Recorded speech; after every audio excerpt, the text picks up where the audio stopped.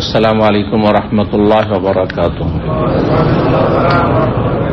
আমাদের ধারাবাহিক আলোচনা সহিহুল বুখারীর ঈদাইনের পর্ব, দুই ঈদের সালাত বা বিধিবিধান, ঈদুল ফিতর, ঈদুল আজহা বিষয়ে আলোচনার আজকে পর্ব নম্বর 2। ইমাম বুখারী রাহিমাহুল্লাহ অধ্যায় নম্বর হচ্ছে 2। বলছেন বাবুল হেরাবি ওয়াদ দারাকি ইয়াউমাল ঈদ। এই অধ্যায় হচ্ছে ঈদের দিনে বর্ষা এবং ঢাল নিয়ে খেলা করা। বর্ষা বুঝেন?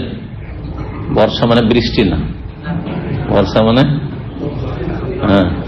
বল্লম বর্ষা, যে অস্ত্র, আপনার ধরেন কাঠ বা বাঁশ বা কঞ্চি আছে, আর সামনের দিকে একটু লোহা রয়েছে, ধারালো। জি, তো হেরাব হার্ব থেকে যা যুদ্ধে কাজে আসে, মারামারি লড়াইয়ে কাজে আসে। দারাক হচ্ছে ঢাল, ঢালের মেলা আরবি আছে, জুন্নাতুন ইত্তাখাযু আইমানহুম জুন্নাহ। জি, ঢাল। এছাড়াও আরো রয়েছে। তো ঈদের দিনে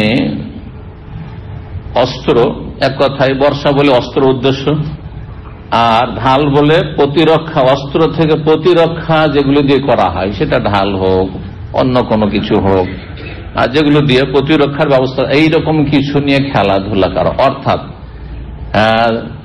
আজকালকার প্রচলিত বিনোদনের খেলাধুলা নয়, বা সময় নষ্ট করার খেলাধুলা নয়। যেই খেলাতে বৃহৎ স্বার্থ রয়েছে ইসলামের, আপনার ইমান, ইসলামের দিনের, সেটা হচ্ছে যে এটা যুদ্ধবিদ্যা, রণক্ষেত্রে কাজে আসে। আল্লাহর দুশমন কে প্রতিহত করা এবং আল্লাহর দুশমন থেকে নিজেকে, নিজ জাতিকে, নিজ দেশকে, সমাজকে রক্ষা করার ক্ষেত্রে কাজে আসে। এই রকমের খেলাধুলা, ট্রেনিং মূলক, অস্ত্রের ট্রেনিং মূলক খেলাধুলা, প্রতিরক্ষার ট্রেনিং মূলক খেলাধুলা, যেগুলিতে বৃহৎ স্বার্থ রয়েছে। আর আজকালকার এমন খেলা, এক সময় খেলা ছিল যে কিছুটা শরীর চর্চা হচ্ছিল, তাই ধরেন ফুটবল, ভলিবল, আরো কিছু যেগুলো লাফালাফি হচ্ছিল কমপক্ষে, তো কিছু শরীর চর্চা হচ্ছিল। ইমানের কিছু চর্চা হোক আর নাই হোক, বরং ইমান থেকে গাফিলতি হচ্ছিল। কিন্তু একটা দিক ভালো ছিল সামান্য, সেটা হচ্ছে খারাপের মধ্যে, যে শরীর চর্চাটা হচ্ছিল, শরীরটা ভালো থাকছিল, তাই না? কিন্তু এই আপনার স্মার্টফোনের যুগে এমন খেলা এসছে যাতে দুনিয়াও বরবাদ, দিনও বরবাদ, ইহকাল নষ্ট, পরকালও নষ্ট। গেম আর কত রকমের, সে মোবাইলে হোক আর কম্পিউটারে হোক আর ল্যাপটপে হোক, এসব খেলাতে না শরীর চর্চা আছে, বরং শরীরের ক্ষতি আছে, তাই না? চোখের ক্ষতি, ব্রেনের ক্ষতি, শরীর স্বাস্থ্যের ক্ষতি। তাহলে দুনিয়া বরবাদ, দুনিয়া ধ্বংস, আর সময় নষ্ট, আল্লাহর দিন থেকে গাফেল, ফরজ সালাত থেকে গাফেল, আমাদের টাইম চলে গেল, কোনো দিকে রাজগার নেই, দিন চর্চা নেই, দিনের কোনো শিক্ষা নেই। যারা গেমে আসক্ত তারা কোনোদিন একটা ইসলামিক আলোচনা 5 মিনিটও শুনতে পারবে না, দিবে টেনে যদি আসে তো। সুতরাং আখেরাত নষ্ট। বর্তমান যুগে যে আগামী জেনারেশনকে বা বর্তমান জেনারেশনকে মানুষ করা, মুসলিম করে রাখাটা কত যে জটিল হয়েছে। যাদের ছেলে মেয়ে হয়েছে এবং যারা ভালো মানুষের মতো মানুষ করতে চান, তারা এই জটিলতার সম্মুখীন হচ্ছেন। এখনই যদি অবস্থা হয়, তো আগামী দিনে কি হবে এইসব ছেলেদের, ছেলে মেয়েদের? আল্লাহ হেফাজত করুন। এইভাবেই এমন একটা পরিস্থিতি তৈরি হবে যে লা ইয়াবকা মিনাল ইসলাম ইল্লা ইসমুহু, ইসলামের নামটাই শুধু বহাল থাকবে, জাতিতে মুসলিম, কিছুই নাই ইসলামের। তখন দাজ্জাল চলে আসে। আর ওই রকম দিকে মানুষ কিন্তু যাচ্ছে, ওই রকম পরিস্থিতির দিকে যাচ্ছে এখন, দাজ্জালকে ইস্তেকবাল করার জন্য, দাজ্জালকে অভিনন্দন জানাবার জন্য প্রস্তুতি হচ্ছে। কিন্তু ভালো করে বুঝবেন বিষয়টি, দুনিয়া বরবাদ, আখেরাত বরবাদ, সব বরবাদ। আল্লাহ হেফাজত করুন। তো খেলাধুলাতে আপনার বৃহৎ স্বার্থ হচ্ছে ইসলামের স্বার্থ। এই খেলাতে ইসলামের কি স্বার্থ আছে? আপনি ইসলামের খিদমাতে এই খেলা দিয়ে আপনি কতটা অবদান রাখতে পারবেন, তাহলে খেলুন, মাঝে মাঝে খেলুন। তাহলে ফরজের সময় ফরজ আদায় করার পরে বাকি সময় প্রয়োজনে 1 ঘন্টা 2 ঘন্টা অসুবিধা নেই। কিন্তু ক্রিকেট খেলা চলছে, তো চলছে, জোহর গেল, আসর গেল, মাগরিব গেল, ইশা গেল, গোটা রাত গেল। এক যুবক শিক্ষক, কিছু মৌলভী সাহেব আছে ক্রিকেটের আসক্ত, তো আমরা 40 জন শিক্ষক ছিলাম জামিয়া বুখারীতে একসময়, এখানে আসার আগে 25 বছর আগে। তো সে পাশে আমার কোয়ার্টারের পাশে কোয়ার্টারে থাকে, আর আমার ছাত্র আবার এক সময়ের। তো খবর পেলাম যে ও যেদিনই খেলা হয় সারা রাত খেলা, তখন তো খেলা বাড়িতে দেখতে পাওয়া যেত না, কটা লোকের বাড়িতে টিভি, তাহলে শহরে গিয়ে কি করতে হতো, ধর্ণা দিয়ে। এখানেও যারা পুরাতন লোক দেখেছেন কিন্তু এই রাস্তায় টিভির দোকানে লাইন লেগে ধর্ণা দিত, বা কোনো জায়গায় কোনো একটা দোকানে টিভি লাগানো আছে, ওরে বাপরে বাপ 50-100 লোক ভিড় ভাড় করছে রাস্তায়, কিসের ভিড়, ওদের সবাই খেলা দিচ্ছে, দাঁড়িয়ে দাঁড়িয়ে ঘন্টা ঘন্টা। দুনিয়া নেই, আখেরাতে নেই, কিছু নেই। তো যাই হোক, শুনতে পেলাম যে এরকম সারা রাত কাটিয়ে ফজরে এখানে খেলা দেখে আসে। তখন ওকে বললাম যে ছাত্র, একটু ধমক দিয়ে বলা, যদিও শিক্ষক কলিগ হোক, তো কি ব্যাপার তুমি নাকি সারা রাত খেলাধুলা দেখছো? কি করবো শেখ, আমার একটু অভ্যাস হয়ে গেছে, বদ অভ্যাস হয়ে গেছে। আমি বললাম তোর স্ত্রীর হক নষ্ট করে আর শরীর হক নষ্ট করে সারা রাত খেলা দেখছো, সারা রাত তুমি স্ত্রী দূরে স্ত্রীর হক নষ্ট করলে, হ্যাঁ, অথচ তোমার স্ত্রী এখানে আছে, কোয়ার্টার একাই পড়ে আছে, আর তুমি সারা রাত তুমি ঘুমালে না, তোমার শরীর হক নষ্ট করলে। তোমার যদি ফরজটা পড়ো ঠিক আছে, তুমি আলমের ফজরটা পড়বে, কিন্তু তোমার ফজর কোয়ালিটিটা কি হবে? সারা রাতে ঘুমাওনি কোন রকম, শুধু দেহটা কোন রকম হয়তো ওই 2 রাকাত আদায় করছে, কিন্তু কলব সালাত আদায় করে না। দুনিয়া নষ্ট, আখেরাত নষ্ট। যে কোন স্তরের মানুষ, অনেকে কিন্তু আপনাদের মধ্যে ধার্মিক বাহ্যিক ধার্মিক, মাশাআল্লাহ, দাড়ি টুপি আর খুব দিনও শিখছেন, ইসলামের সেন্টার, আবার খেলারও পাগল। এই লোকগুলোকে বিশেষ করে বলছে, সংশোধন করুন। তো খেলাতে ইসলামের স্বার্থ আগে থাকতে হবে, তারপরে শরীর চর্চা 2 নম্বরে। আর এই দুটো কিছুই না থাকে তাহলে খাসেরাত দুনিয়া ওয়াল আখিরা। আল্লাহ কোরআনে সূরা হজে বলেছেন একটি আয়াতে, যার দুনিয়া আখিরাত দুটোই বরবাদ, সে সবচেয়ে বেশি বরবাদ। যালিকা হুয়াল খুসরানুল মুবিন, এটা হচ্ছে সুস্পষ্ট সর্বনাশা, যার দুনিয়াও নেই আখিরাতও নেই। দুনিয়া তো ভালো দুটো খেতেও পেল না, আর ভালো চলতেও পেল না, শান্তি, মানসিক শারীরিক শান্তিও পেল না, আর আখিরাতে জান্নাতে শান্তি পেল না। 949 নম্বর হাদিস। এই অধ্যায়ে বুখারী কি বলতে চাইছেন তাহলে? সেটা হচ্ছে যে ঈদের দিনে কিছু বিনোদনমূলক খেলা, কিন্তু তাতে ইসলামের স্বার্থ রয়েছে এমন খেলা, হ্যাঁ, এটা ভালো অথবা জায়েজ, কমপক্ষে জায়েজ, খেললে খেলতে পারি, কেউ বাধা দেবেন না। দেখুন কি ধরনের খেলা ছিল।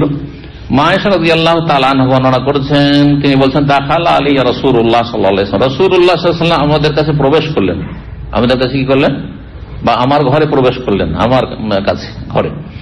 ওয়াইন্দি জারিয়াতান, সেই সময় আমার কাছে মানে আমার বাড়িতে রুমে 2টো বালিকা ছিল।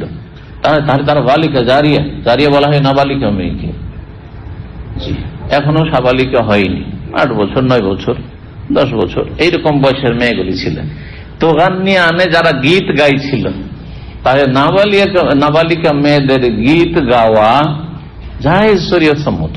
সাবালিকারা গীত গাইবে তাহলে আওয়াজ বাইরে যাওয়া চলবে না, বেগানা পুরুষ কানে যাওয়া চলবে না, কথা বোঝা গেছে? কারণ সুরে কি আছে, ফেতনা আছে, আকর্ষণ আছে পুরুষদের কানে গেলে। এমনি স্বাভাবিক প্রয়োজনের কথা আলাদা, যাতে কোনো আকর্ষণ নেই, অতিরিক্ত কথা বলো। তো মহিলারা একেবারে বেগানা পুরুষের সাথে কথা বলতে পারবে না, এটাও ইসলাম নয়, আর একেবারে সবই বলতে পারবে, এটাও ইসলাম নয়, কথা বোঝা গেছে? প্রয়োজনে কেমন আছেন, ভালো আছেন, দুল্লাহ ভাইকে বললো, অথবা কাউকে বললো, বিআইকে বললো, হ্যাঁ মেয়ে দিয়েছে, ছেলে দিয়েছে, হ্যাঁ বিয়ে দিয়েছে, অসুবিধা নেই। কিন্তু এমন গল্প শুরু করলো বিআইয়ের সাথে আমোদ ফুর্তি, আর পান বানিয়ে বানিয়ে খাওয়াচ্ছে, বাঙালি জাতির বিআই বিআইনের সম্পর্ক, এইগুলো হারাম। তো গীত গাইছিল 2টো মেয়ে, কার কাছে? মা আয়েশা রাদিয়াল্লাহু তাআলা আনহার ঘরে। কি গীত ছিল সেগুলো? বেগেনায়ে বোয়াস, বোয়াস নামক মদিনার ঐতিহাসিক যে জাহেলি যুগের যুদ্ধ ছিল, সেই যুদ্ধ সংক্রান্ত যে সব গীতগুলি বিগত কালে তারা গেয়েছিল। যুদ্ধ নিয়ে অনেক গীত আছে, দেখেন স্বাধীনতার অনেক গান আছে না, হ্যাঁ 71-এর, আবার তার আগে 1947-এরও, হ্যাঁ ইন্ডিয়া পাকিস্তান ইংরেজদের স্বাধীনতা তখনও ছিল, প্রতিটি যুগে থেকেছে স্বাধীনতা সম্পর্কে কিছু সঙ্গীত হোক, আর গীতি বলেন, আর আরো কিছু বলেন, গজল বলে, যাই বলেন না কেন। তো গীত গাইছিল। ওই সময় নবী এসে হাজির বাড়িতে, ফাজতাজা আলাল ফিরাশ, নবী সাল্লাল্লাহু আলাইহি ওয়াসাল্লাম এসে বিছানায় শুয়ে পড়লেন। কিছু বললেন না, হ্যাঁ না কিছু বললেন না, পজিটিভ নেগেটিভ কিছু না, শুয়ে পড়লেন। ওয়াহাওয়ালা ওয়াজহু, তবে তিনি তার মোবারক চেহারাটি অন্যদিকে ফিরিয়ে নিলেন। মেয়েগুলো যে গীত গাইছিল সেদিকে তাকাচ্ছেন না, যদিও না উল্টো দিকে ফিরে গেলেন।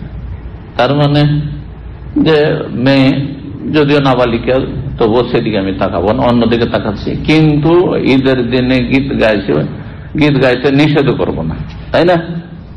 নিষেধ করব না। তারপরে আবু বকর সিদ্দিক রাদিয়াল্লাহু চলে এসেছেন বাড়িতে।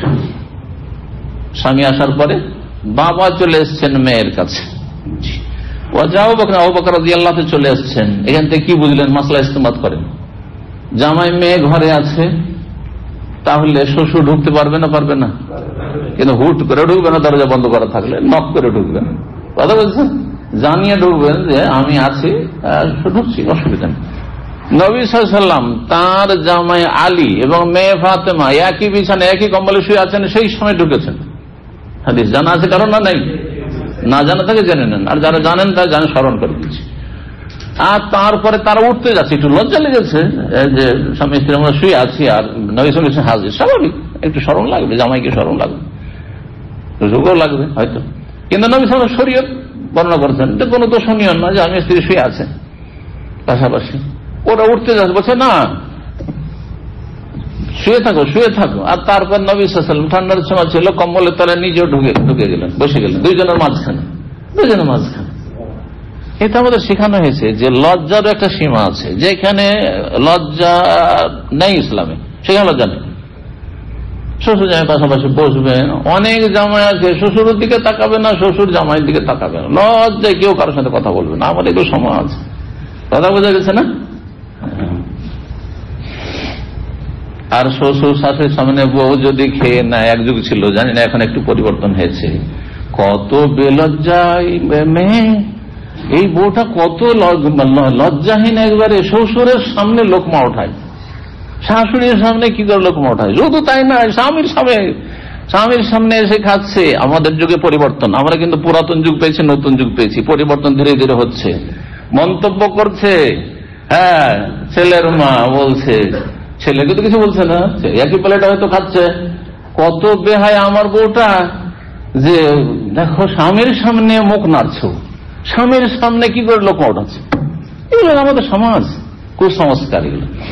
তো যাই হোক, যেখানে লজ্জা আছে সেখানে লজ্জা শরীয়ত, যেখানে লজ্জা নেই, লজ্জা করলে সেটা শরীয়ত বিরোধী হবে, সেখানে লজ্জা নেই, সেটা হচ্ছে নিন্দনীয় লজ্জা। তাহলে লজ্জা প্রশংসনীয় লজ্জা, হ্যাঁ হায়াউন মাহমুদ, আর নিন্দনীয় লজ্জা হায়াউন মজমুম, দুই রকমই আছে। তো আবু বকর সিদ্দিক রাদিয়াল্লাহু আনহু ফান্তাহারানি, মা আয়েশা বলছেন যে আমাকে এসে একটা ধমক দিলেন। এখান থেকে কি মাসলা বোঝা গেল? বিবাহিতা মেয়েকে ধমকাতে পারবেন। আমাদের সমাজে এটাও আছে, আরে বিবাহিত মেয়েকে আবার বকাবকি কিসের, বিবাহিত মেয়ে কিছু বলতে নেই, এরকম কথা আছে আমাদের সমাজে, আছে না নেই? আচ্ছা, আর বিবাহিত মেয়েকে মারবে, এটা তো চরম অপরাধ। যদি বাপ মেরে দেয় বিবাহের পর মেয়েকে, বিবাহিত মেয়ের গায়ে হাত দিয়েছে মানে মেরেছে, চরম অপরাধ। অথচ নবী সাল্লাল্লাহু আলাইহি ওয়াসাল্লামের সামনে যখন এমন জায়গাতে, ওই ঘটনা মনে আছে, এমন জায়গা থেকে হাড় হারিয়ে গেল, সেখানে পানি নেই, আর ফজরের সময় চলে যাচ্ছে, আবু বকর সিদ্দিক রাগে গিয়ে মেয়েকে কি করে লাঠি দিয়ে দিলেন একটা গোতা, হোড়া দিলেন, হ্যাঁ খোঁচা। বলছে আমাকে এমন ব্যথা লেগেছে আমি লাফিয়ে উঠি, কিন্তু নবী সাল্লাল্লাহু আলাইহি ওয়াসাল্লাম যেহেতু আমার রানের মাথা দিয়ে শুয়ে আছেন বালিশ, মানে কেমন করে উঠবো, আমাকে ব্যথা পেয়েছি, তারপর আমি উঠছি না।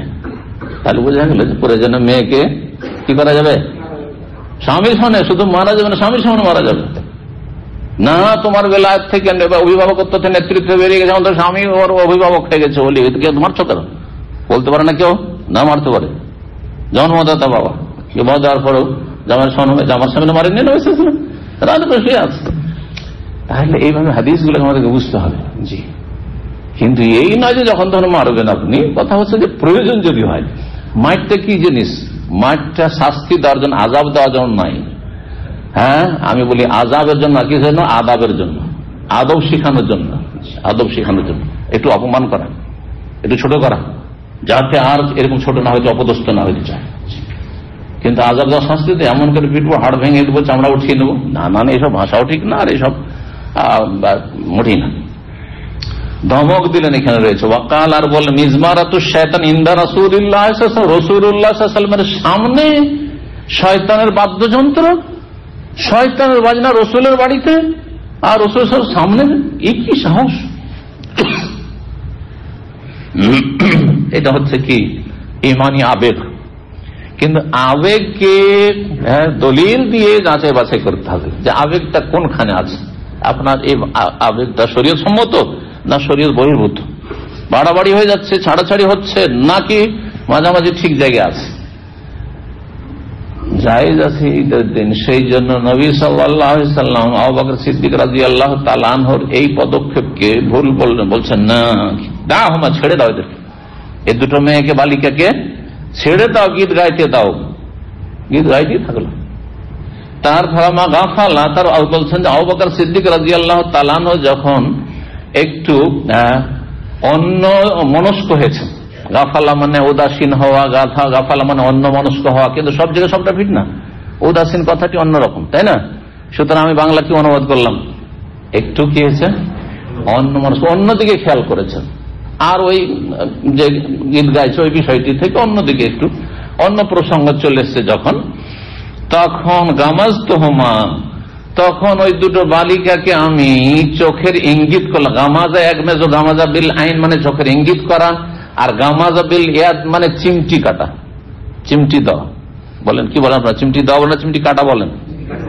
হ্যাঁ, জি হ্যাঁ, এরকম একটু খোঁচা দিলেন, এটাও পালা ভাগ চলে যায়, কথা বোঝা গেছে?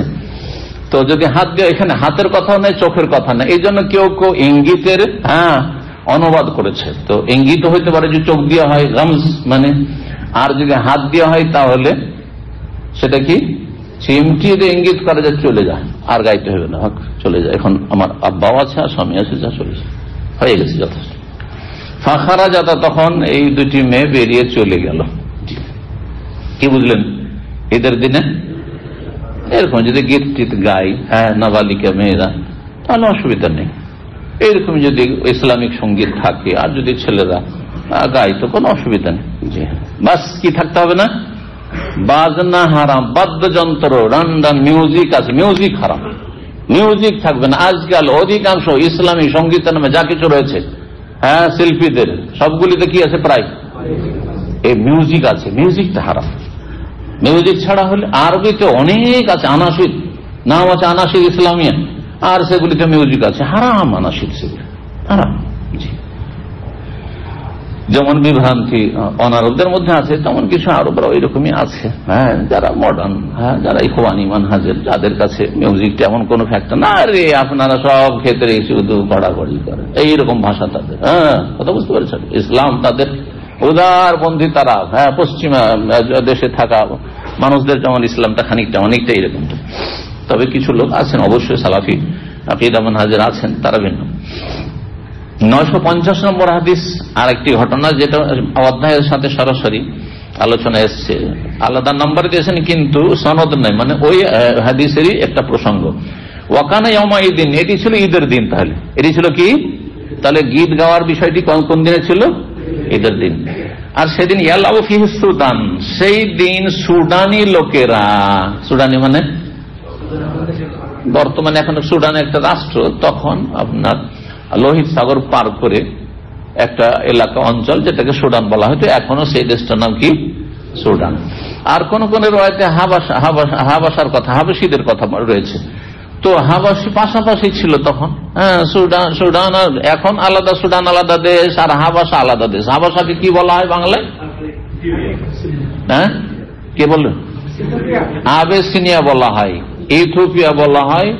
ইথিওপিয়া দুই ভাগে ভাগ হয়েছে, বা আবেসিনিয়া যেটা হাবাসা সেটা দুই ভাগে ভাগ হয়েছে। যে প্রসিদ্ধ হচ্ছে বা বড় হচ্ছে আপনার ইথিওপিয়া, আর একটা অংশ রয়েছে যেটা হচ্ছে এরিট্রিয়া। এরিট্রিয়া, আমার ক্লাসমেট ছিল, একজন ছিল আপনার ইথিওপিয়ার, আরেকজন ছিল এরিট্রিয়ার। তো আমাদের সাথে মদিনা থেকে একসাথে তারা পাস করেছিল। এই দুটো দেশ একসময় একটি দেশ ছিল, যেমন পশ্চিম পাকিস্তান, পূর্ব পাকিস্তান একসময় একই দেশ ছিল, অথবা অখণ্ড ভারত, বাংলাদেশ আর পাকিস্তান সবগুলি কি ছিল, একটি ভারত ছিল, একটি দেশ ছিল। ঠিক ওই রকম যুগের আবর্তন বিবর্তনে একটা দেশ কয়েক দেশে পরিণত হয়েছে। আবার দুই দেশ এক দেশও হয়েছে। এক সময় ছিল, আমরা যখন ছোট ছিলাম, ছাত্র জীবনে ছিলাম, তখন ইয়ামান দুই ভাগে বিভক্ত ছিল। আপনারা অনেকে জানেন না, দক্ষিণ ইয়ামান আলাদা ছিল আর উত্তর ইয়ামান আলাদা ছিল। কেউ জানেন? আপনারা দুনিয়া যদি না জানো, আমাদের চাইতে বেশি তো লাভ কি? আমরা দিনও জানবো আর দুনিয়া আমাদেরকে জানতে হবে, এটা কেমন কথা হবে?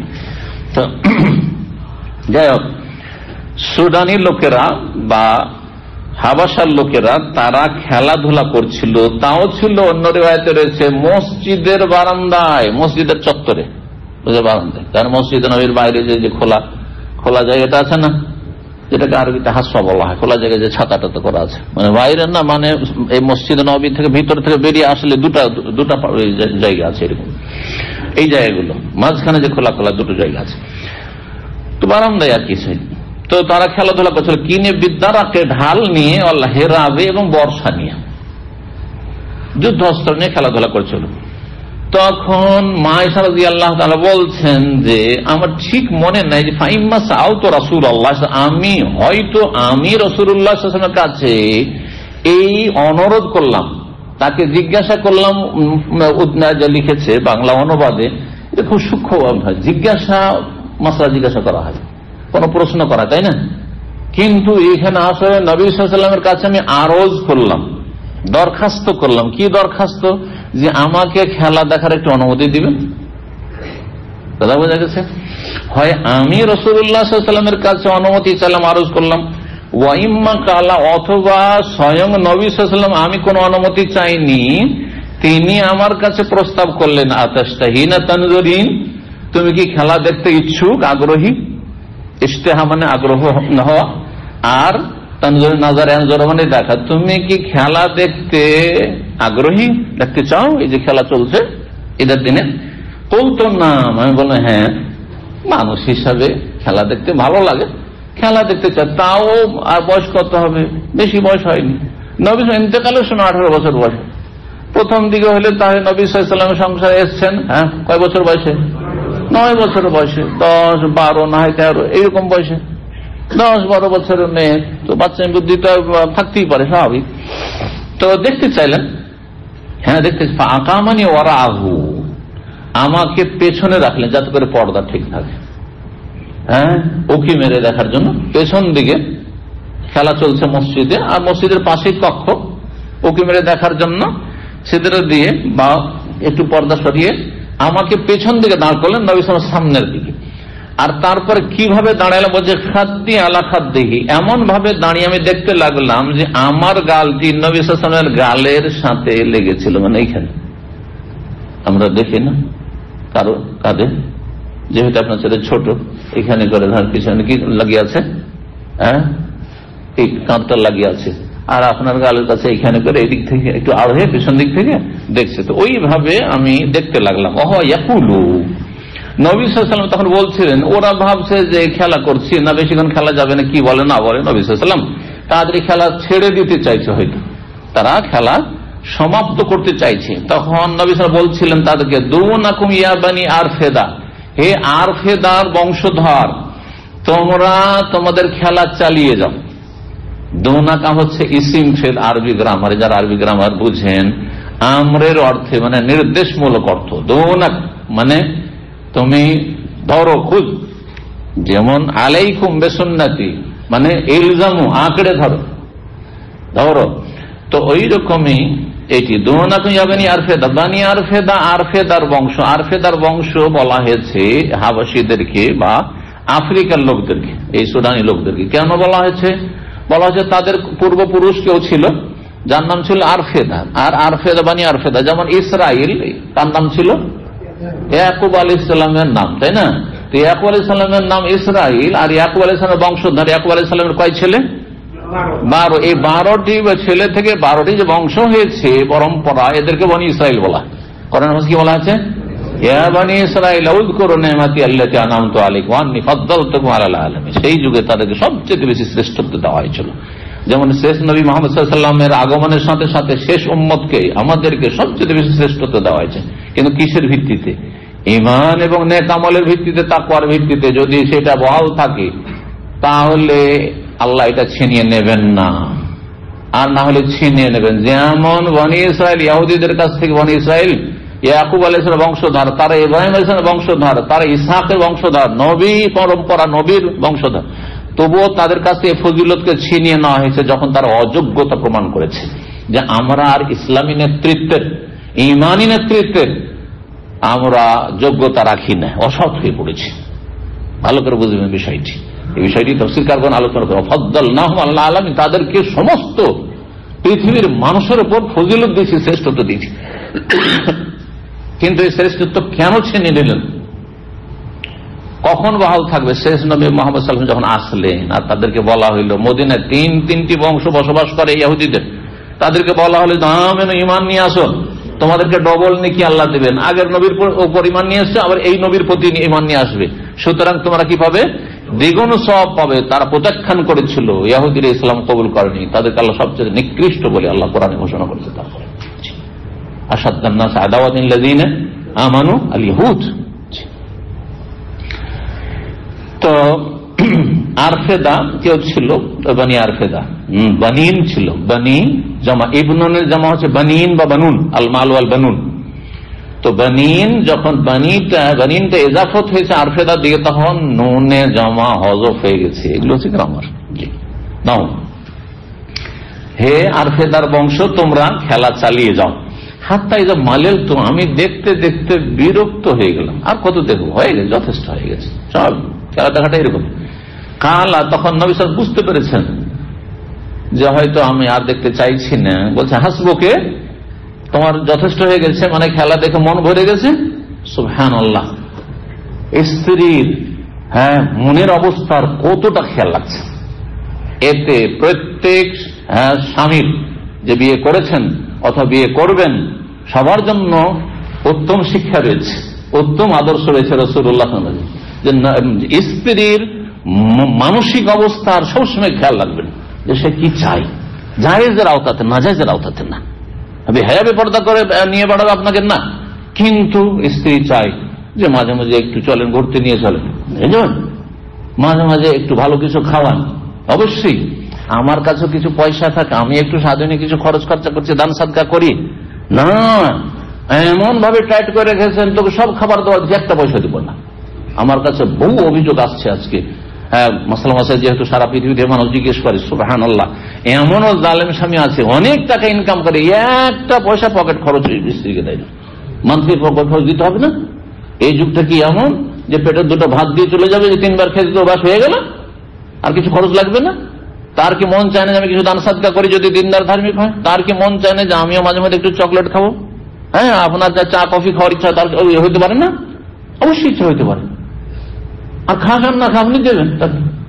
জি, নবী সাল্লাল্লাহু আলাইহি ওয়াসাল্লাম বলছেন হাসবুকে, কি তোমার যথেষ্ট হয়ে গেছে? না, নিজের সিদ্ধান্ত না, খেলা দেখার ক্ষেত্রে। ইমাম শাফিঈ রাহমাতুল্লাহ আলাইহি হাদিস বর্ণনা করেছেন, 951 নম্বর হাদিস। তাবেঈ, তিনি বড় ইমাম ছিলেন আর তাবেঈ ছিলেন। কার থেকে? বারা বিন আযিব রাদিয়াল্লাহু তাআলা আনহু, সাহাবী থেকে। তিনি বলছেন সামিআতুন নবী সাল্লাল্লাহু ইয়াখতুবু, নবী সাল্লাল্লাহু আলাইহি ওয়াসাল্লামকে আমি খুতবা দিতে শুনেছি, বক্তব্যে। খুতবা মানে বক্তব্য। ফাকালা, বললেন, ইন্না আউওয়ালা মা নাবদাউ বিহি, ঈদের খুতবায়, ভাষণে নিঃসন্দেহে সর্বপ্রথম যেই কাজ দিয়ে আজকে আমরা শুরু করব, ফি ইয়াউমিনা হাযা, আজকের দিনে, সেটা হচ্ছে আন্নুসাল্লিয়া, সালাত আদায় করব। ঈদের দিনের প্রথম ইসলামী কাজ হচ্ছে কি? সালাত আদায় করব। সুম্মা নারজু, এটা ঈদুল আযহা। আর ঈদুল ফিতরে প্রথম আমরা ফিতর আদায় করব, তারপরে সালাত আদায় করব। জি, ঈদুল আযহা ছিল সেটি। বলছেন সর্বপ্রথম যে কাজটি আজকে করব বা করতে হবে সেটা হচ্ছে আন্নুসাল্লি, ঈদের সালাত আদায় করব। সুম্মা নারজিয়া, তারপরে ফিরে আসবো। ফানানহার, তারপরে কুরবানি জবাই করব। নাহার বলা হয় উটকে জবাই করা দাঁড় করে, এটা হচ্ছে নাহার। আর জবাহ বলা হয় শুইয়ে, চিৎ করে যদি কোনো পশু জবাই করে, এটার নাম হচ্ছে জবাহ করা। আর আমরা যেহেতু জবাই করি, গরু জবাই করি অথবা ছাগল জবাই করি, যাই জবাই করি শুয়ে চিৎ করে, সেজন্য জবা শব্দটি ব্যবহার করি। কিন্তু আরবরা বেশিরভাগ কি করে, কোরবানি করে কিসের? উটের। সেই জন্য নাহার শব্দটি কোরআনে ফাসাল্লি লিরাব্বিকা ওয়ানহার, সূরা কাউসার কি রয়েছে? রবের জন্য কি করো তুমি? সালাত আদায় করো, মানে ঈদের সালাত আদায় করো, ঈদুল আজহার, ওয়ানহার আর কোরবানি জবাই করো। ওয়াজবাহ বলেননি আল্লাহ, কারণ আরবরা বেশিরভাগ কি করে? নহর, উট জবাই। তারা উট দাঁড় করে, এই যে মারতে হয় ছোড়া, দেখেছেন কি উট জবাই করতে? এটাকে নাহার বলা হয়। নাহার মানে সিনা, আর সিনাতে আঘাত যদি করেন তাহলে ওটার নাম হচ্ছে নহর, মানে এভাবে জবাই করা, ওয়ানহার।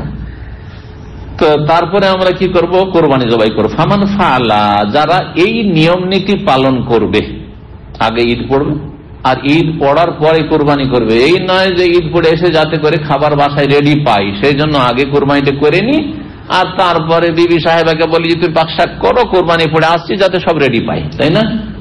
কলিজা রেডি পাই, পায়া রেডি পাই। হ্যাঁ, এমন যদি কেউ করে তাহলে সে সুন্নতের খেলাফ, আমাদের নীতিমালা শরীয়তের খেলাফ কাজ করলো, তার কোরবানি কবুল হবে না। ফামান ফাআলা, যারা এই নীতিমালা পালন করলো, ফাকাদ আসামা সুন্নাতানা, তারা আমাদের আদর্শকে পেয়ে গেল, মানে আদর্শের বাস্তবায়ন করলো। এই ছিল হাদিস। তাহলে হাদিসে কি বিষয় রয়েছে? ঈদের সালাত আদায় করা, আর কি রয়েছে? কোরবানি করা। এখন এই সম্পর্কে ঈদের সালাতের মাসলা নিয়ে আলোচনা করি, যেহেতু লেখক হাদিস নিয়ে এসেছেন এবং সবচেয়ে উচ্চ মানে যেসব সহিহ হাদিস, সেই সহিহ হাদিসগুলির আলোকে সবগুলি মাসলা হয়তো ঈদ সম্পর্কে আসবে না, ঈদুল আজহা হোক আর ঈদুল ফিতর হোক। সেই জন্য আমরা কিছু কিছু মাসাইল বাইরে থেকে সংযোজন করব, যাতে করে আপনাদের উপকার হয় বা অন্যরা যারা পরে শুনবেন তাদের উপকার হয়। আল্লাহ যেন কবুল করেন। গুরুত্বপূর্ণ একটি মাসলা হচ্ছে যে ঈদের সালাত আমরা পড়বো, এর বিধান কি? বিধান বলতে কি বুঝায় বারবার কিন্তু রিপিট করছি, যাতে করে আপনাদের এগুলো দেমাগে মগজে বসে যায়। বিধান বলতে ইসলামে কি বোঝায়? কয়টি? 5টি। হুকুম, হুকুম মানে বিধান, হুকুম মানে হচ্ছে বিধান। তো হুকুম ইসলামের আহকাম হচ্ছে খামসা, 5টি, মানে 5টির একটাতে পড়বে, 5-এর বাইরে যাবে না। তো ঈদের নামাজকে কি বলবেন? হয় ফরজ, ফরজ আসবে একই জিনিস, ফরজ আজে বলবেন, আর না হলে তার পুরো বিপরীতটা কি? তার বিপরীত কি? হারাম। না হয় হারাম বলবেন, হারাম তো বলবেন না, না ঈদ পড়া হারাম, ঈদের নামাজ। হয় ফরজ বলবেন, না কি বলবেন? হারাম বলবেন, আর না হলে কি বলবেন? সুন্নত। আর সুন্নত মুস্তাহাব একই জিনিস, সুন্নত মুস্তাহাব বলবেন, আর না হলে সে সুন্নতটা দুই ভাগ, সুন্নত মুআক্কাদা, এর মুআক্কাদা সেগুলো পরের ভাগ, কিন্তু সুন্নত মুস্তাহাব বলবেন। মুস্তাহাব দুই রকম, মুস্তাহাব মুআক্কাদ, গায়র মুআক্কাদ। যেমন সুন্নাত মুআক্কাদা, ঠিক তেমন মুস্তাহাব মুআক্কাদ, গায়র মুআক্কাদ, একই কথা। এগুলো শিখে নেন, যাতে করে ভাষাগুলো মানে আপনি ভালো করে বুঝতে শিখেন। মানে আমাদের দেশে ইসলাম বুঝতে গিয়ে এত সংকীর্ণতা আছে যে ঠিকভাবে বুঝে উঠে না। তো কয়টা হলো? 3টা হলো মুস্তাহাব দিয়ে। মুস্তাহাবের বিপরীত কি? মাকরুহ। যেটা করা ভালো আর না করা ভালো সেটা হচ্ছে মাকরুহ, অপছন্দনীয়। কয়টা হলো? 4টা হলো। আর 5 নম্বরটা কি? 5 নম্বরের কোনো জুড়ি নেই, মানে তার বিপরীত নেই, জায়েজ, করা না করা সমান। এদিকেও এদিকেও সমান, একবার নিউট্রাল, করা না করা সমান। কথা বোঝা গেছে? তো এই 5টি, এই 5টির মধ্যে কোনটিতে ফেলবেন ঈদের সালাতকে? চলেন আপনাদের বিগত নলেজ গুলি পেশ করুন। আপনাদের কি জানা আছে? ঈদের নামাজ তো আপনারা পড়ছেন না? কি মনে করে পড়ছেন? এটা সুন্নত মনে করে পড়ছেন না ফরজ মনে করে পড়ছেন? শোনেন, যারা সুন্নত বলছেন তারা হাত ওঠান। অল্প কয়টা হাত। সুন্নতে মুআক্কাদা, কিন্তু সুন্নতে মুআক্কাদা বলছেন যারা, তারা হাত ওঠান। একটু বেড়েছে। আচ্ছা, যারা ফরজ বা ওয়াজিব বলছেন তারা হাত ওঠান। এইখানেও কম, তার মানে কিছু নিউট্রাল লোক আছে। জায়েজ, ঘুম ভাঙলে চলে যাবেন, না হলে যায় না, জায়েজ কাজ। অনেকে আছে এরকম হয়তো। আল্লাহু আকবার। আচ্ছা, আর একদল বললেন যে ওয়াজিব। আচ্ছা, আর একটা বলেই দিই তাহলে, যারা ফরজে কিফায়া বলছেন তারা হাত ওঠান। ফার্জ মানে ওয়াজিব মানে ফার্জে আইন, যেটা বলেছি, জানি না ওইটাতে হাত উঠিয়েছেন কিন্তু। হ্যাঁ, ফরজ মানে হচ্ছে ফার্জে আইন, আর একটা হচ্ছে ফার্জে কিফায়া। সবারও ফরজ নাই, কিন্তু কিছু লোকের অবশ্য ফরজ। 5 ভাই আছেন, 2-3 ভাই গেছে ঈদ পড়তে, ব্যাস হয়ে গেছে, এটা ফরজ আদায় হয়ে গেছে, এটা ফার্জে কিফায়া। কথা বুঝতে পারছেন না? যারা ফার্জে কিফায়া বলছেন তারা হাত উঠান। আছে কেউ? মাশাআল্লাহ, একটাই। চলেন এখন শোনাই তাহলে আপনাদেরকে উলামাদের কথা। বলছেন ইখতিলাফুল উলামা ফি হুকমে সালাতুল ঈদাইন আলা সালাসাত আকওয়াল। উলামা কিরামদের ইখতিলাফ হয়েছে ঈদাইনের, ঈদুল ফিতর, ঈদুল আযহা সালাত সম্পর্কে 3টি এই ক্ষেত্রে উক্তি রয়েছে এই মর্মে। 1 নম্বর উক্তি সুন্নাতুন মুআক্কাদা। কি সুন্নাত? এর তাকিদ আছে। জি, যেমন বেতরের সুন্নাত, যেমন ফজরের সুন্নাত, ওইরকম সুন্নাতে মুআক্কাদা। যোহরের সুন্নাতের মতো নয়, কিন্তু এশার সুন্নাতের মতো না, মাগরিবের সুন্নাতের মতো নয়। জি, সুন্নাতে মুআক্কাদা আমাদের দেশের লোকেরা কিন্তু ওই 12 রাকাতকে বলে, এইটাও কিন্তু সূক্ষ্ম নয়। সুন্নাতে মুআক্কাদা একমাত্র ফজরের সুন্নাত আর বেতরের সুন্নাত নামাজের ক্ষেত্রে। কোরবানি করা সুন্নাতে মুআক্কাদা, আকিকা করা সুন্নাত, তাতে ইখতিলাফ রয়েছে। একদল ওয়াজিব বলেছেন, হানাফি মাযহাব ওয়াজিব, বেতরে ইখতিলাফ রয়েছে, কিন্তু সঠিক মত হচ্ছে সুন্নাতে মুআক্কাদা। তো ঈদের সালাত তাহলে কি সুন্নাতে মুআক্কাদা? এই মতটি 2 ইমামের 4 ইমামের মধ্যে, তাহলে এদের দল ভারী। ইমাম মালিক, ইমাম শাফি। ইমাম মালিক, ইমাম শাফির নিকটে ঈদের নামাজ হচ্ছে সুন্নাতে মুআক্কাদা। দ্বিতীয় মত হচ্ছে ফারজে কিফায়া, ফরজ কিন্তু ফারজে কিফায়া, কিছু লোক আদায় করলে হয়ে যাবে। গ্রামে 100টি ঘর বাস করে, 25-50টা লোক গিয়ে যদি জানাজার মতো, জানাজায় সবাইকে যেতে হবে, কিছু প্রত্যেক বাড়ি থেকে 1-2 করে গেলেই তো হয়ে গেল। হ্যাঁ, 500 জন গ্রামে বাস করে, তাহলে 500 জনের মধ্যে 40 জন, 100 জন গেছে, যথেষ্ট হয়ে গেছে। কিন্তু কেউ যদি না যায়, গোটা গ্রাম সবাই গুনাহগার পুরুষ লোকেরা। ফারজে কিফায়া ঈদের নামাজ, ওয়া মাযহাবুল ইমাম আহমদ। এই মতটি হচ্ছে ইমাম আহমদ রাহিমাহুল্লাহ হাম্বলি মাযহাব। হ্যাঁ, কথা বোঝা গেছে? জি। তৃতীয় মত সেটা হচ্ছে আন্না ওয়াজিবাতুন আলা কুল্লি মুসলিম, প্রত্যেক মুসলিমের ওপর ঈদের সালাত আদায় করা হচ্ছে ফরজে আইন বা ওয়াজিব আইন। হ্যাঁ, ওয়াজিবে আইনি। যদি ছেড়ে দেয় যে কোনো ব্যক্তি, তাহলে সেই ব্যক্তি ওয়াজিব ছাড়লো, সুতরাং সেই ব্যক্তি বিনা ওযরে ছাড়লে গুনাহগার হবে। এই মতটি মাযহাবুল ইমাম আবু হানিফা রাহিমাহুল্লাহ। এটি হচ্ছে আবু হানিফা রাহিমাহুল্লাহ হানাফি মাযহাব। আপনারা তো হানাফি ঘর থেকে এসছেন, তা আপনারা জানেন না এতদিন পর্যন্ত কই হাত উঠালেন? ফরজে আইনে তো অল্প লোক হাত উঠালেন, ঠিক না? অথচ হানাফি মাযহাব হচ্ছে কি, যে ঈদের নামাজ হচ্ছে ওয়াজিব। তারা ফরজ বলছে না, কারণ তাদের কাছে ফরজ আছে একটু পার্থক্য। কোরআন দ্বারা যদি প্রমাণিত হয়, কিন্তু এই পার্থক্য অন্যরা কেউ করেনি। কোরআন দ্বারা হোক আর হাদিস দ্বারা হোক, যদি অকাট্য দলিল থাকে সেটা ফরজ হইতে পারে। কিন্তু হানাফি মাযহাবে কোরআনে নাসে কোরআনে যদি স্পষ্ট প্রমাণ হয় তাহলে ফরজ বলবো, যেমন 5 ওয়াক্ত সালাত ফরজ। হ্যাঁ, কিন্তু যদি হাদিস দ্বারা বড় তাকিদ তার পাওয়া যাচ্ছে, তাহলে সেটাকে ফরজ না বলে ওয়াজিব বলবো। এইগুলো পার্থক্য করেছে হানাফি মাযহাব। তো আবু হানিফা রাহিমাহুল্লাহর কাছে ওয়াজিব। এই মতটি ইমাম আহমদের একটি বর্ণনা। ইমাম আহমদের প্রসিদ্ধ মাযহাব হচ্ছে কি, যে ফরজে কিফায়া, কিন্তু আরেকটি রিওয়ায়াত তার থেকে বর্ণিত হয়েছে হাম্বলি মাযহাবের, যে সেটি হচ্ছে ফরজে আইন বা ওয়াজিব আইন। এই মতটি কিন্তু অনেক গবেষক ওলামারাই পছন্দ করেছেন। আচ্ছা, 3টি মতের মধ্যে আপনাদের কাছে কোন মতটি বেশি সহি লাগছে? ওয়াজিব, ওয়াজিব আইন না কিফায়া? আইন, ফরজে আইন।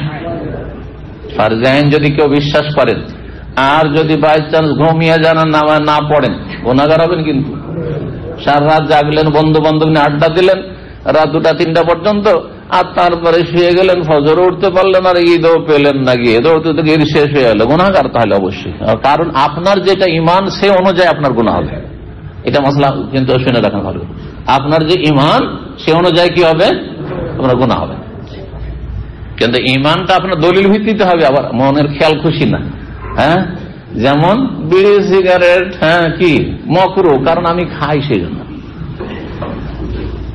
হুজুরেরা যেহেতু জর্দা খায়, সেজন্য জর্দা কোন এই হানাফি হুজুর কোনদিন হারাম বলবেন না, সব মাকরুহ। এটা হাওয়া কুপ্রবৃত্তির অনুসরণ, দলিলের অনুসরণ না। দলিল হচ্ছে খাবাইসকে আল্লাহ হারাম করেছেন, আপনি এটা খবিস বলছেন না তাইয়্যিব বলছেন? তাইয়্যিব যেটাতে শরীর সুস্থ রাখবে, খাওয়াতে দুটো উপকার। খাওয়াতে কি উপকার আছে? খাওয়াতে যদি উপকার থাকে তো কয়টি উপকার আছে? লা ইউসমিনু ওয়া লা ইউগনি মিন জু। জাহান্নামী খাবার সম্পর্কে নেগেটিভ আল্লাহ বলেছেন এই দুটো উপকার কোনটাই নেই। খাওয়ার উপকার দুটি কে বলতে পারে? একটু হাত উঠাক। হ্যাঁ,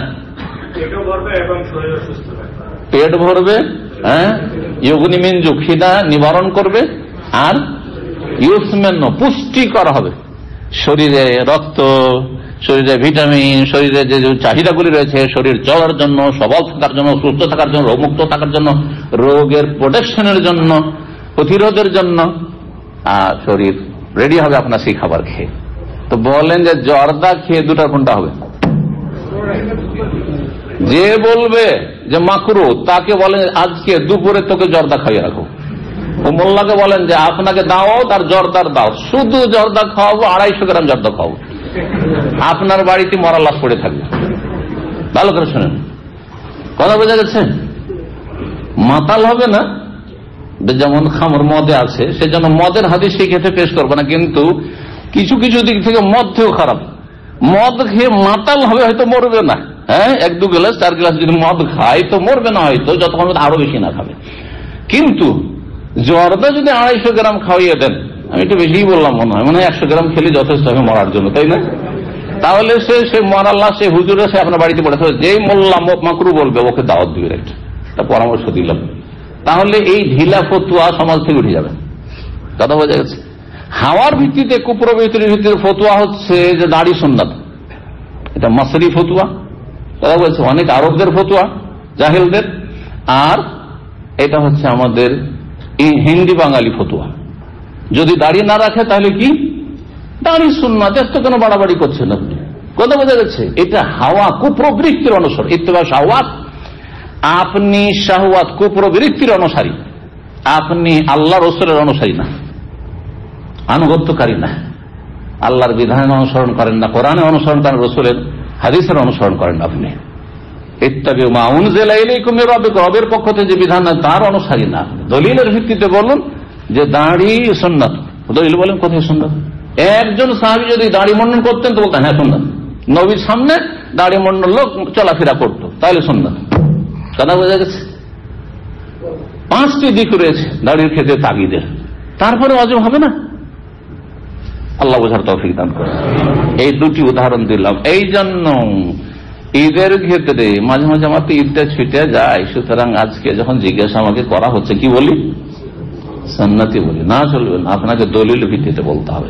ফরজ বললে আপনি যখন বলছেন দলিল ভিত্তিতে বলতে হবে, এই জন্য দলিল জেনে ফতোয়া দিতে হবে। তা আপনাদেরকে মাঝে মাঝে জিজ্ঞাসা করছি শুধু আপনাদের আইডিয়া জানার জন্য, এটা চূড়ান্ত ফতোয়া নয় কিন্তু, কারণ আপনারা ফতোয়া দেওয়ার যোগ্যতা রাখেন না, সোজা কথা বলছি। জি,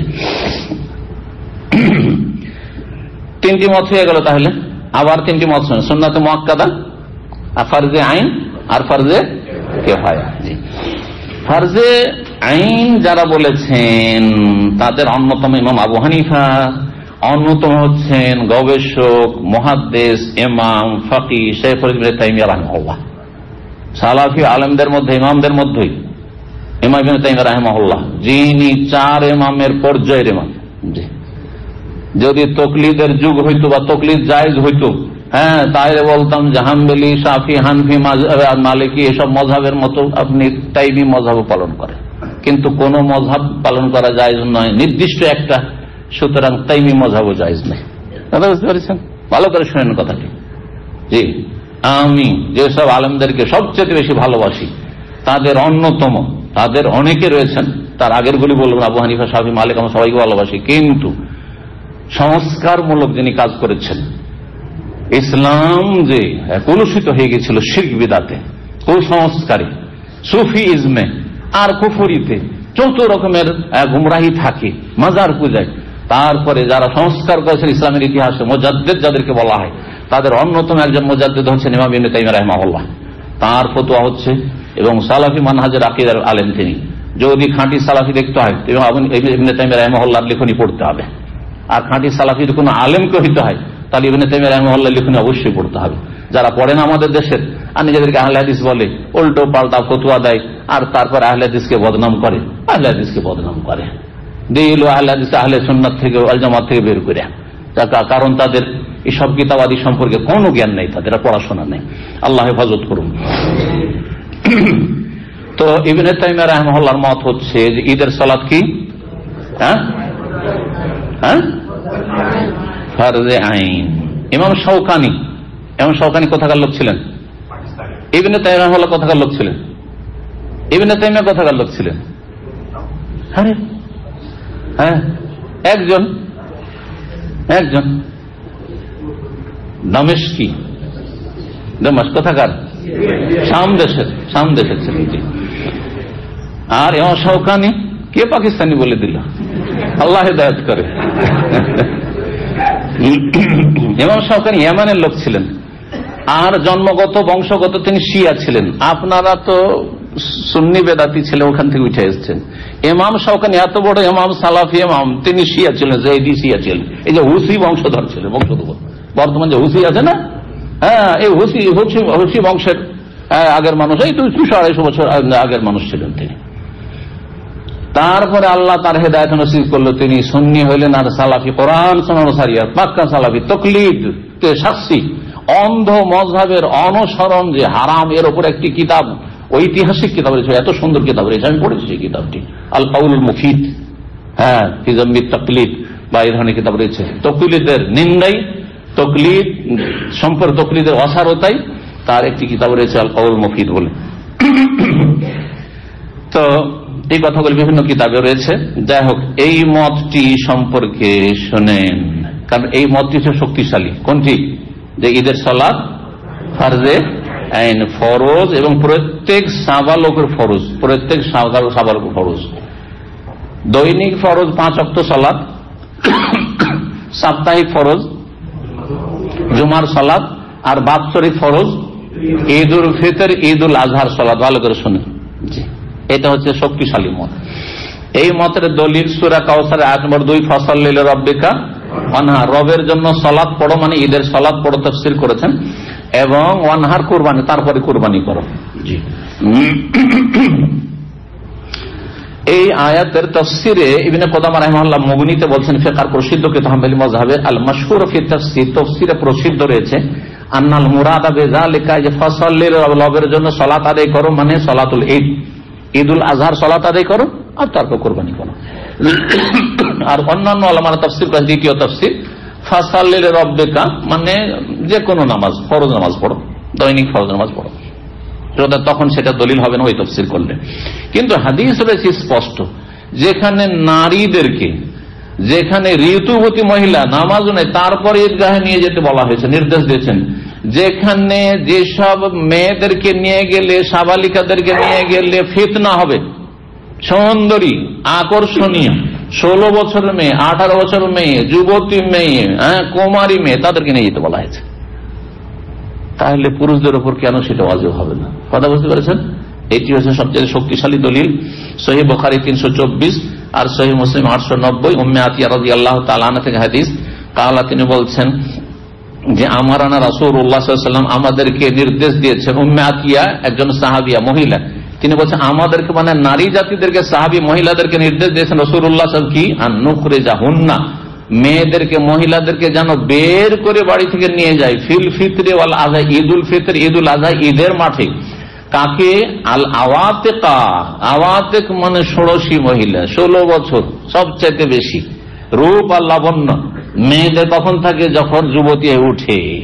হ্যাঁ, যতই কালো হোক না কেন, যতই আপনাদের দেখতে সুন্দর না, সুন্দরী লাগবে এই বয়সটাই। জি,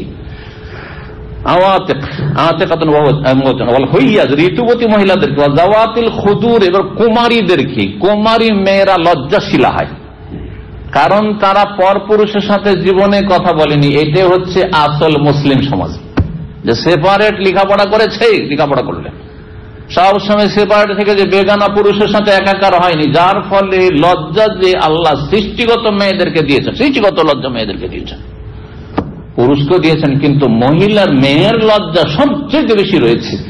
কখন সেটা নষ্ট হয়ে যায়? যখন পুরুষদের সাথে একাকার হয়ে যায়, সহশিক্ষা, আর তারপরে একসাথে চাকরি করা, তখন আর লজ্জা 12টা বাজিয়ে দেয়। আর স্বামীর ঘরে গেলে এই কুমারী মেয়ে প্রথম যখন স্বামীর ঘরে যায় কত যে লজ্জাশীল আর নাজুক হয়ে থাকা, তারপর তখন স্বামীর সাথে ধীরে ধীরে ফিরে হয়ে স্বামীর কাছে একমাত্র লজ্জা বিক্রি করতে পারে, আর কারো কাছে লজ্জা বিক্রি করে না। কথা বোঝা গেছে?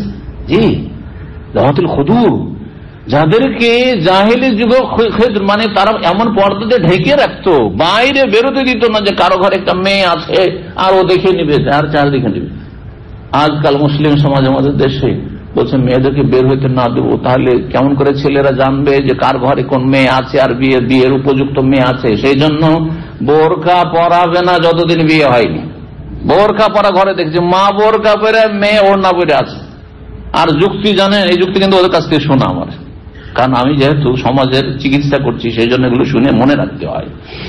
তবু সমাজে দেখছি বড় বড় শহরে যুবতী মেয়েরা যারা বেশি ফিতনার কারণ পুরুষদের জন্য, ওদেরকে ঢাকে না, ওদেরকে বোরখা পরায় না, ওদেরকে ওড়না পরিয়ে নিয়ে যাচ্ছে এমনিতে চেহারা খুলে। আর ওর মা বুড়ি 50 বছর 60 বছর হয়েছে, তারপরও বোরখা পড়ছে। তার মানে পরিবারটা ধার্মিক পরিবার। কি কেমন ধর্ম? তো বলছে আসল ব্যাপারটা কি, কাস্টমার খোঁজার জন্য, যাতে কাস্টমার লাগে।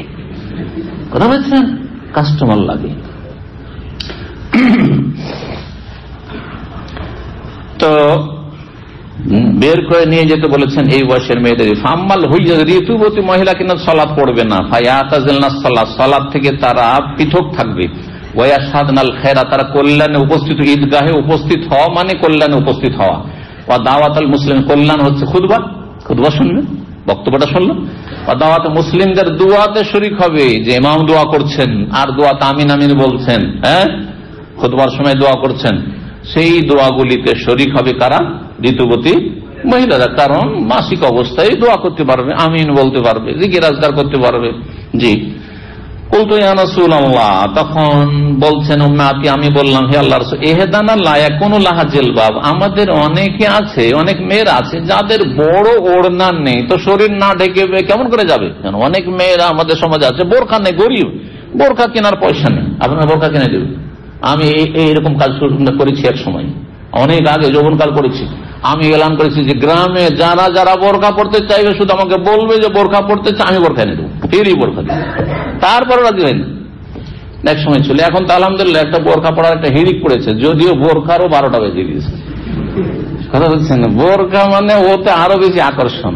কালো মেয়ে যখন বোরখা পরে না আর একটু চোখ খোলা রাখে, আর একটু গাল খোলা রাখে, আর একটু হাত খোলা থাকে, তখন আরো বেশি সৌন্দর্য বেড়ে যায়। তারপরে এদিক ওদিক তো চাঁদ তারা উঠে আছে, শরীরে চাঁদ তারা নেই, দেখেন না বোরখার উপরে চাঁদ তারা, বুঝেন না আপনি?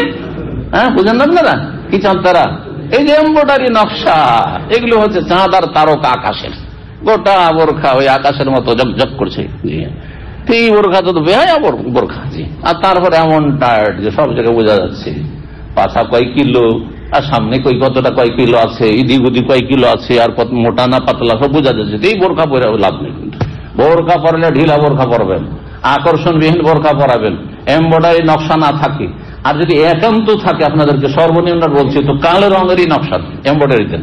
হ্যাঁ, কালো রঙের এমব্রয়ডারি দেন, তাহলে অসুবিধা নেই। এখানে আপনি অর্ডার করলে এরকম পাবেন, আপনি রেডিমেড নেবেন না। আল্লাহ বোঝার তৌফিক দান করেন। তো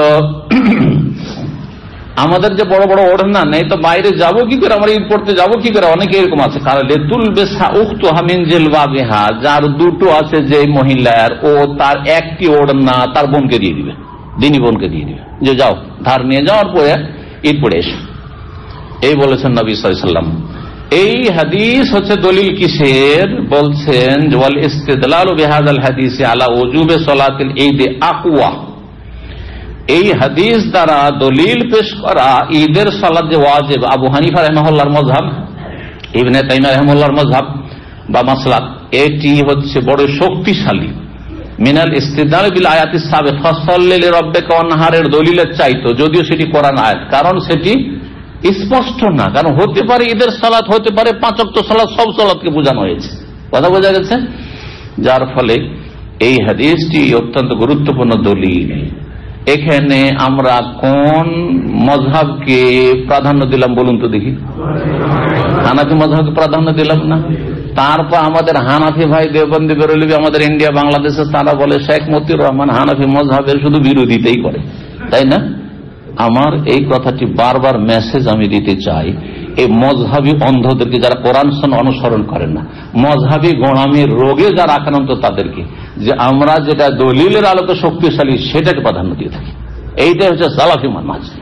সেটা আবু হানিফা রাহমাতুল্লাহর সাথে মিললো নাকি শাফির সাথে মিললো, না মালিকের সাথে মিললো, না আহমদের সাথে মিললো, নাকি কারোর সাথে মিললো না, সেটা দেখার বিষয় নয়। আসল দেখার বিষয় যে মুহাম্মদ রাসূলুল্লাহ সাল্লাল্লাহু আলাইহি ওয়াসাল্লামের সাথে মিললো কিনা, এটা দেখার বিষয়। ওখানে মিলে গেছে আর তারপরে আবু হানিফার সাথে মিলে গেছে, আহলান ওয়া সাহলান। শাফির সাথে মিলে গেছে, আহলা, তখন আমি ওইটাতে শাফি। ইমাম হাম্বলের সাথে তখন ওইটাতে হাম্বলি। কথা বোঝা গেছে? আরেকটি কথা আরো প্রমাণ করবো আজকের এই আলোচনায়, যে সৌদি আরবের ওলামাদের সম্পর্কে অনেকে বলে যে ওনারা তো হাম্বলি, এইটাও ডাহা মিথ্যা কথা। এটাও আজ প্রমাণ পাবেন আজকে এই মাসলায়। আসেন, এই মর্মে আল্লামা শেখ মোহাম্মদ বিন সালেহ ওসাইমিন রাহিমাহুল্লাহকে জিজ্ঞাসা করা হয়, তার এই ফতুয়া মাজমুল ফতোয়া তার 16তম খণ্ড 214 পৃষ্ঠা রয়েছে। তিনি ঈদের সালাত সম্পর্কে বলছেন, ঈদুল ফিতর, ঈদুল আজহার নামাজ সম্পর্কে, আল্লাযী আরা, যেটি আমার মত, আন্না সালাতাল ঈদ ফারজু আইন, ঈদের সালাত হচ্ছে ফরজে আইন। কোন মাযহাবকে তিনি ইখতিয়ার করলে পছন্দ করলেন? হানাফি মাযহাবকে। তারপর হাম্বলি বলবেন যে সৌদি আরব ওলামারা হানাফি। সৌদি আরবের সবচেয়ে বড় দুজন আলেম বিংশ শতাব্দীর, শেখ ইবনে বাজ এবং ইবনে উসাইমিনের রাহিমাহুমুল্লাহ, আর তার মত পেশ করলাম, ইবনে বাজেরটাও পেশ করছি। তারপরে কেউ যদি আপনাদেরকে ধোকা দেয়, কানাকা হাইকোর্ট দেখাতে চায় যে সৌদি আরব ওলামারা হাম্বলি, তাহলে তাদেরকে বলে যে তোমরা হচ্ছে কাযযাব, লানাতুল্লাহ আল কাযিবিন, মিথ্যুক আল্লাহ অভিশাপ। কথা বোঝা গেছে? জি। তিনি বলছেন যে ঈদের সালাত, অথচ হাম্বলি মাযহাব কি পড়লেন একটু আগে? হাম্বলি মাযহাব কি? ফরজে কিফায়া, ফরজে আইন না, ফরজে কিফায়া, কিছু লোক পড়লে হয়ে যাবে। তো বলছেন ইবনে উসাইমিন রাহিমাহুল্লাহ যে সালাতুল ঈদ হচ্ছে ফরজে আইন, ওয়া আন্নাহু লা ইয়াজুজু লিররিজাল, পুরুষদের জন্য জায়েজ নয় আন ইয়াদাউহা, ঈদের সালাত ছেড়ে দেওয়া, বাল আলাইহিম হুজুরহা, তাদের ফরজ ঈদের সালাত উপস্থিত হওয়া। কেন? দলিল বলছে লিআন্নাস আমারা বিহা, নবী সাল্লাল্লাহু আলাইহি ওয়াসাল্লাম ঈদের সালাত আদায় করতে নির্দেশ দিয়েছেন, বাল আমারান নিসা, বরং নারীদেরকে নির্দেশ দিয়েছেন, আল আওয়াতির, ষোড়শী যুবতীদেরকে নির্দেশ দিয়েছেন, ওয়াজাওয়াতিল খুদুর, কুমারীদেরকে নির্দেশ দিয়েছেন, আইয়াখরুজনা ইলা সালাতিন, যেন তারাও যেন মহিলা অসত্য, যুবতী অসত্য, ফিতনার আশঙ্কার কথা বলে কেউ বাহানা করতে পারে, অজুহাত করতে পারে, তা সত্ত্বেও তাদেরকে ঈদের সালাতে নিয়ে যেতে বলেছেন বা যেতে বলেছেন। বাল আমারাল হইয়াজ, এমনকি ঋতুবতী মহিলা মাসিক সালাত পড়তে পারে, তারপরও তাদেরকে আইয়াখরুজনা, তারাও যেন বেরিয়ে যায়, ইলা সালাত, ঈদের সালাত পড়ার জন্য ঈদগাহে। ওয়ালাকিন ইয়াতাজিল্লাল মুসাল্লা, তবে ঈদগাহের এক কিনারায় থাকবে, সালাতে শরীক হবে না, মুসল্লিদের সাথে একাকার হয়ে যাবে না। ওয়াহাযা ইয়াদুল্লু আলা তাআক্কুদিহা, এটা প্রমাণ করে যে ঈদের সালাত অত্যন্ত গুরুত্বপূর্ণ। বুঝতে পারলেন কার বক্তব্য? ইমাম ইবনে উসাইমিন রাহিমাহুল্লাহ। তার আমি কিন্তু সরাসরি ছাত্র, বেশ কিছু দার্সের সরাসরি ছাত্র, আপনার যেমন আমার ছাত্র এইখানে সামনাসামনি, অনলাইনে না। তো আমি শেখ ইবনে উসাইমিন রাহিমাহুল্লাহর ওনাইজার তার মসজিদও দার্সে হাজির হয়েছি, আর মসজিদে হারামের দার্সে হাজির হয়েছি, বেশ কিছু দার্সে, আলহামদুলিল্লাহ রাব্বিল আলামিন। জি, তার দার্সে সত্যি যদি 2-4 বছর থাকা যেত তো ফিকহের জ্ঞান, এমন এমন আয়াত হাদিস থেকে ইস্তেমবাদ তিনি করতেন যে আমাদের ব্রেনে অদূর যাবে না। আল্লাহ যে কাকে কোন এলেম দিয়ে দেন, যেমন আমি অনেক হাদিস থেকে মাসলা ইস্তেমবাদ করে দিচ্ছি না, তো আপনারা ভাবছেন যে আমরা তো খেয়ালই করিনি, তরজমাটা পড়ে মনে করলাম যে হাদিসের হক আদায়। তো এই ছিল শাইখুল উসাইমিন। শাইখুল উসাইমিন রাহিমাহুল্লাহ আরো বলছেন 16তম খণ্ড 217 পৃষ্ঠা, ওটা ছিল 214 পৃষ্ঠায়, বলছেন ওয়াল্লাযী ইয়াতারাজ্জাহু লি, যেটা আমার কাছে বেশি প্রাধান্য পাচ্ছে, মিনাল আদিল্লাহ, দলিলের আলোকে, আন্নাহা ফরজে আইন, ঈদের সালাত হচ্ছে ফরজে আইন, ওয়া ইন্নাহু ইয়াজিবু আলা কুল্লি যাকার, প্রত্যেক পুরুষের জন্য ফরজ, আন ইয়াহযুরা সালাতাল, ঈদের সালাত উপস্থিত হওয়া, ইল্লা মান কানা লাহু উযরুন, কারো যদি ওযর থাকে, অসুস্থ, সেটা আলাদা কথা। অসুস্থ লোক যেন জামাতে যাবে না, ঠিক তেমন নিতে যাবে না, অসুস্থ যেতে পারছে না। ওয়াকালা শেখ ইবনে বাজ, আল্লামা শেখ ইবনে বাজ পৃথিবীর 20 শতাব্দীর 3জন সবচেয়ে বড় আলেম ইমাম, তার 1 নম্বরে হচ্ছেন শেখ ইবনে বাজ রাহিমাহুল্লাহ। তার মতটা শুনেন। আর সৌদি আরবের প্রধান মুফতি ছিলেন তার শেষ জীবন পর্যন্ত। আর সৌদি আরব সম্পর্কে আমাদের দেশের বিদাতি হুজুররা বলে যে ওইখানে তো হাম্বলি ফিকাতুল, হাম্বলি মাযহাবের আলেম ওরা। দেখেন হাম্বলি না সালাফি সেটা দেখেন। জি, মাজমুয়া ফাতাওয়া তারও রয়েছে 13তম খণ্ড 7 পৃষ্ঠায়, তিনি বলছেন বেআন্না ফারজে আইন, ঈদের সালাত হচ্ছে কি ফারজে। কোন মাযহাবকে প্রাধান্য দিলেন? হানাফি মাযহাব প্রাধান্য দিলেন। বলছে হাযাল কাউল আযহার ফিল আদিল্লাহ, এই উক্তিটি দলিলের দিক থেকে সবচেয়ে বেশি স্পষ্ট, সবচেয়ে বেশি স্পষ্ট। ওয়া আকরাবু ইলা সাওয়াব, এবং সঠিকের খুব কাছাকাছি, বিশুদ্ধতার কাছাকাছি। কথা বোঝা গেছে? আল্লাহ বুঝার তৌফিক দান করুন। জাযাকুমুল্লাহু খাইরান। কথা লম্বা হয়ে গেল, আর সময় তারপর আছে ইনশাআল্লাহ আমাদের সাথে। ইনশাআল্লাহ তাআলা আরো কিছু হাদিস আমরা এগিয়ে দেওয়ার চেষ্টা করি। আলোচনা হলো কি ঈদের সালাতের হুকুম। তাহলে শক্তিশালী মত কি জানলাম যে ঈদের সালাত হচ্ছে ফারজে আইন, ফারজে আইন, প্রত্যেকের ফরজ। প্রত্যেক সাবালককে ঈদ পড়তে যেতে হবে। নাবালকদেরকে নিয়ে যান, যেমন নাবালকদেরও ফরজ নামাজ, জোহর, আসর, মাগরিব, এশা ফরজ নেই, নিয়ে গেলে ভালো। ঠিক তেমনি আপনার ঈদের সালাত। একটি হাদিস হয়েছে, তাই না? 952 নম্বর হাদিস, হাদিস মায়েশা রাদিয়াল্লাহু আনহা বর্ণনা করেছেন, তিনি বলছেন দাখালা আবু বকরিন, আবু বকর সিদ্দিক রাদিয়াল্লাহু আমার কাছে প্রবেশ করলেন। ওয়াইন্দি জারিয়াতান, সেই সময় আমার কাছে দুটো বালিকা ছিল, মিন জাওয়ারিল আনসার, আনসারি বংশের দুটি বালিকা। আনসার বংশের দুটো নাবালিকা মেয়ে ছিল। তারা কি করছিল? তোগান্নিয়ানে, তারা গীত গাইছিল। আগের হাদিসটি কিন্তু অন্য ভাষায় একটু এসেছে। মিম্মা তাকাওয়ালাতিল আনসার ইয়াউমা বুআস, যেই গানগুলি গেয়েছিল বা গীতগুলি গেয়েছিল আনসারীরা প্রাচীন যুগে, আওস এবং খাজরাজরা বওয়াজ যুদ্ধকে কেন্দ্র করে। বওয়াজ যুদ্ধের কথা বলা হয়নি সেখানে, থেকে গেছে, এখন বলেনি। বওয়াজ যুদ্ধ ইসলাম আসার পূর্বে, নবী সাল্লাল্লাহু আলাইহি ওয়াসাল্লাম হিজরতের 120 বছর আগে শুরু হয়। কতদিন আগে যুদ্ধ শুরু হয়েছিল? 120 বছর। আরবরা যে সামান্য কথা নিয়ে এমন মারামারি করত, আর এমন তাদের মারামারির নিশা ছিল যে মারামারিটাকে তাদের কোনো ব্যাপারই মনে করতো না, যুদ্ধ করাটাকে বাহাদুরি মনে করত, মানে হিংস্র পশুর মতো। এরকম মানুষ যখন ইসলাম থেকে দূরে হয়ে যায়, তখন মানুষ হিংস্র পশুর মতো হয়ে যায়। উলাইকা কাল আনাম বাল হুম আদাল। জাহিলি যুগে এই যুদ্ধ শুরু হয়েছিল ইসলাম আসার কতদিন পূর্বে? নবী সাল্লাল্লাহু আলাইহি ওয়াসাল্লাম হিজরত 120 বছর আগে শুরু হলো। নবী সাল্লাল্লাহু আলাইহি ওয়াসাল্লাম হিজরত করে আসলেন, তখন আল্লাহর রহমতে, ইমানের বদৌলতে, নবী সাল্লাল্লাহু আলাইহি ওয়াসাল্লামের দাওয়াতে এই দুটো বংশে যে লড়াই চলছে 120 বছর, আওস এবং খাজরাজ, এই দুটো বংশ কিন্তু পৌত্তলিক মুশরিক ছিল, মক্কার কাফেরদের মতো। এরাও প্রতিমা পূজা করত। মদিনার এই লোকেরাও কি করত? এই দুটো বংশ পুতুল পূজা করত, প্রতিমা পূজা করত, যেমন মক্কার কাফেররা প্রতিমা পূজা করত। আর 3টি বংশ ছিল, এরা ইহুদি ছিল, এরা প্রতিমা পূজা করত না। কিন্তু তারা নবী সাল্লাল্লাহু আলাইহি ওয়াসাল্লামের দাওয়াতকে প্রত্যাখ্যান করলো এবং তাদের দিন ধর্মকে, তাওরাতকে তারা বিকৃত করেছে। আর তাওরাত ইনজিল যেহেতু রহিত হয়ে গেছে, সুতরাং তারাও কাফের, আর যারা পৌত্তলিক তারাও কাফের। জি, তো ইসলাম কবুল করলো ধীরে ধীরে, কিছু মুনাফিক তো হইল, কিন্তু আলহামদুলিল্লাহ মদিনা কি হয়ে গেল? ইসলামিক স্টেট হয়ে গেল। ইসলামিক স্টেট হয়ে গেল। তখন এদের মাঝে ইসলামী ভ্রাতৃত্ব কায়েম হইল, ইসলামী ভালোবাসা সম্প্রীতি প্রতিষ্ঠিত হইল। আর 120 বছরের লড়াই করে, যে বাপ দাদা থেকে লড়াই, 120 বছর আগে লড়াই শুরু করেছে, তার মানে দাদার বাপ বা দাদার দাদা হয়তো শুরু করেছে। দাদা নয়, দাদার বাপেরাই শুরু করেছে কমপক্ষে, তাই না? কারণ একটা জেনারেশন কমপক্ষে 40-50 বছর, 50 বছর করে, তাহলে দাদার বাপ শুরু করেছে হয়তো। আর ওই লড়াই তারপরে চালিয়েছে দাদারা, চালিয়েছে, তারপরে দাদা মারা গেছে, তারপরে বাপেরা চালিয়েছে, বাপের পরে তারপরে এই ছেলেরা, এই প্রজন্ম এসে তখন ইসলাম পেয়েছে। লড়াইটা কি নিয়ে শুরু হয়েছিল জানেন? সামান্য বিষয়, পানি নিয়ে লড়াই। পানির তো অভাব আরব দেশে ছিল খুব, তো পানি কি আগে নেবে? ও বলছে আমি আগে নেবো পানি। ওখানে গিয়ে একজন এক বংশের লোক আর এক বংশের লোককে মেরে দিয়েছে, আর মেরে দেওয়ার পরে তখন ওই নিয়ে যে লড়াই শুরু হলো, পানির লড়াই, তো ব্যাস চলতে থাকলো। কত লোক যে 120 বছরে মারা গেছে, কত লোক যে খুন হয়েছে এক বংশ আর এক বংশের হাতে, যে যাকে পা। কারণ জাহিলি একটা বদ চরিত্র হচ্ছে যে অপরাধী তাকে মারবে না, তোকে না পাবো তোর বাপকে তো পাবো, তোকে না পাবো তোর গতিয়াকে পাবো, গতিয়া বুঝলেন, তোর বংশের লোককে তো পাবো, যাকে পা মার।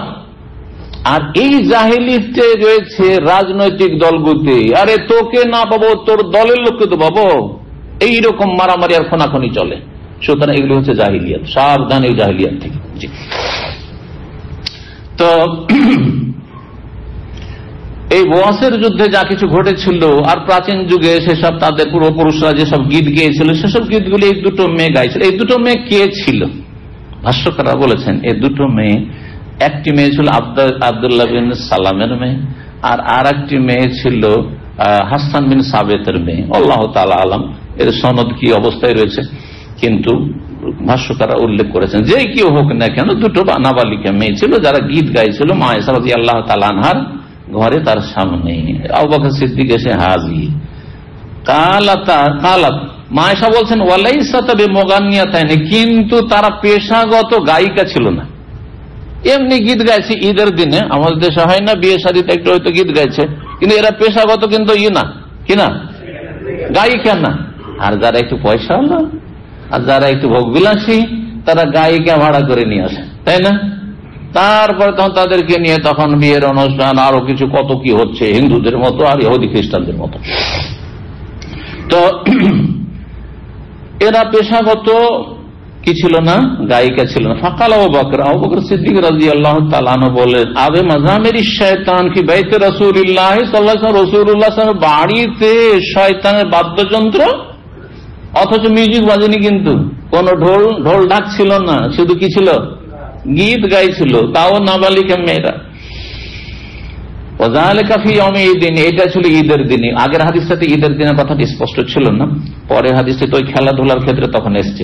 তো এখানে আরো স্পষ্ট হয়ে গেল যে এই গীতটা কোন দিন ছিল, খুশির দিনে ছিল। তো খুশির দিন যখন তখন মেয়েরা গীত গাইবেন না, কিন্তু যদি ঈদের দিনে নাবালিকা মেয়েরা গীত গায় তাহলে শরীয়তে বাধা নিষেধ নেই। ব্যাস, যাতে করে এমন না হয় যে সেখানে অশ্লীলতা থাকে কিছু বা মিউজিক থাকে। তো এটা ঈদের দিন ছিল। ফাকাল রাসূলুল্লাহ বললেন ইয়া আবু বকর, হ্যাঁ আবু বকর, আগের হাদিসটাতে সংক্ষেপে কি রয়েছে, দাও আমার ছেড়ে দাও, মানে গীত গাইতে দাও। কিন্তু এখানে রয়েছে ইন্না লিকুল্লি কওমিন ঈদ, প্রত্যেক সম্প্রদায়ের জাতির এক ঈদ উৎসব রয়েছে। আর এই কাফের বিজাতিদের উৎসবের দিনে তারা আমোদ ফুর্তি করে, তারা না জায়েজ হারাম আমোদ ফুর্তি করে, আমরা কিছু তো জায়েজ বিনোদন করবো বা করবে তারা আমাদের ছেলে মেয়েরা, তাই না? তো বলছেন প্রত্যেক সম্প্রদায়ের ঈদ উৎসব রয়েছে, ওয়াহাযা ঈদুন, আর এটি হচ্ছে আমাদের মুসলিম উম্মার ঈদ উৎসবের দিন, সুতরাং একটু গীত গাইতে দাও, বাধা দিও না বা ধমক দিও না। 4 নম্বর অধ্যায় বলছেন বাবুল আকলি ইয়াউমুল ফিতর ক্বাবলাল খুরুজ। এই অধ্যায় হচ্ছে ঈদুল ফিতরের দিনে ঈদ পড়তে যাওয়ার আগে কিছু খেয়ে দিয়ে যাওয়া, এটি হচ্ছে কি সুন্নাত। ঈদুল আজহার ক্ষেত্রে না খেয়ে বাসি পেটে যাবেন, কিছু খাবেন না, আর তারপর এটি উত্তম, কোনো ওয়াজিব নাই, কিন্তু এটাকে অনেকে মনে করে রোজা হারাম, খেয়ে দিয়ে ঈদ পড়তে যাচ্ছেন আপনি, না খেয়ে যান সমস্যা নেই, কিন্তু আপনি একটা সুন্নাত পালন করলেন। সুন্নাত হচ্ছে কি, উত্তম হচ্ছে যে আপনি না খেয়ে যাবেন আর ঈদটা তাড়াতাড়ি পড়ে এসে জবাই করবেন, আর তারপরে কোরবানির গোস্ত প্রথম খাবেন সেই দিন, যদি এটা সম্ভব হয়। কিন্তু আজকাল যে পরিস্থিতি, কোরবানির গোস্তের আশা করে বসে থাকলে আসর হবে, হ্যাঁ, তাহলে কি করতে হবে, আসর হোক, কিন্তু আমি সুন্নত পালন করবো না, কোনো প্রয়োজন নেই, আপনি অন্য কিছু খেয়ে নেন, ঈদটা পড়ে এসে খান, কিছুটা তো সুন্নত পালন হলো। গোস্ত খাওয়া সুন্নত পালন হলো না, কিন্তু কিছু তো পালন হলো যে আমি ঈদ পড়ে এসে খেলাম। জি।